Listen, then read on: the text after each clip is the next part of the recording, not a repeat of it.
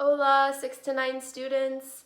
Donna and I are here with your next Spanish lesson. I hope you had a really good week this past week. I hope you enjoyed studying your Spanish words. And your word list for this week is all words related to gardening. I have given you 2 word lists this week. The first list is for first, second, and third years. So everyone should work on practicing the words on that list. And the second list is for third years and anyone else who wants a little bit more challenge with your Spanish this week. So first, second, and third years, please work on learning the words from the first list. And third years and anybody else who wants more challenging words this week should also practice the words from the additional list. Here are the words on your first list, your list for everyone to learn. So we've got garden, el jardín. Notice that the J makes a H sound instead of a J sound, like it would in English. We have soil, la tierra. Sun, el sol. I know you all know that one. Water, el agua. Plant, la planta. Shovel, la pala, worm, el gusano, and seed, la semilla.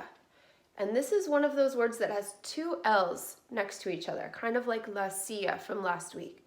And I want to remind you that those 2 L's don't make a la sound, they make a ya sound, la semilla. Here is your additional list for third years and folks wanting more challenge. We have bee, la abeja, flower, la flor, vegetable, el vegetal, fruit, la fruta, fence, la cerca.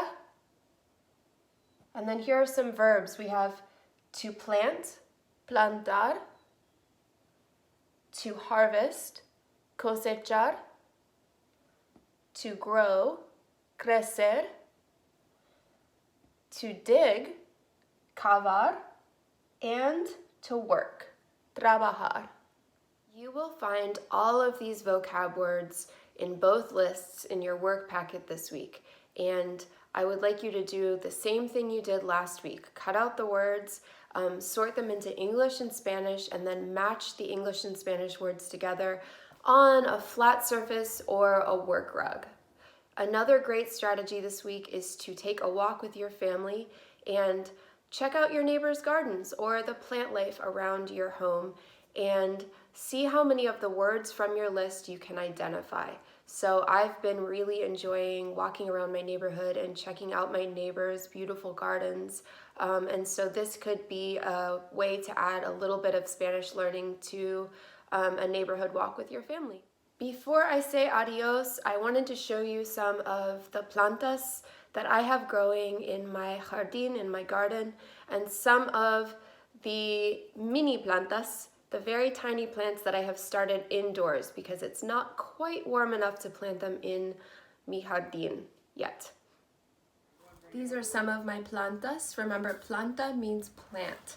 And these plantas are muy pequeño. That means they're really small, because they are going to crecer. They're going to grow really big once I put them outside in la tierra, in the dirt. What do plantas such as these peas, these guisantes, what do they need? What's one thing that they need to grow? Rowan? Agua! Agua, that's right. So I'm going to give my guisantes some agua.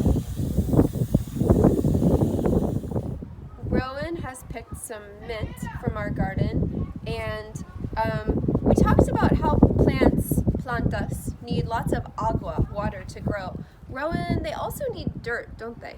And dirt in Spanish is la tierra. What else do they need? Sunshine, right? Yep. And in Spanish, sun is el sol. Hello. We learned about la tierra and el sol when we studied outer space Nice. earlier this year. Yeah. So la tierra can mean the earth, the whole earth, Earth. or it can mean Just this. just dirt. These are my frambuesas. That means raspberry. I'm really excited for these to grow and make more leaves and eventually make some frambuesas, some raspberries. And if there's anything growing in your garden and you would like to know how to say it in Spanish, you can email me and I will put my email address at the end of this video so you and your family could send me an email and I can write you back and let you know how to say the name of some of the things in your garden in Spanish. And you might be able to hear the sound of my vecinos. That means neighbors. And I bet maybe some of you all are seeing your neighbors and hearing your neighbors a little bit more than you usually do. And that's one of kind of the fun things that's happening right now. So it's really nice to have vecinos, and it's also really nice to have frambuesas. Okay, 6 to 9 students, that's it for this week's Spanish. Have a beautiful week. I hope you get to enjoy being outside, maybe enjoy some gardening, and I will see you in video form next week. Adios.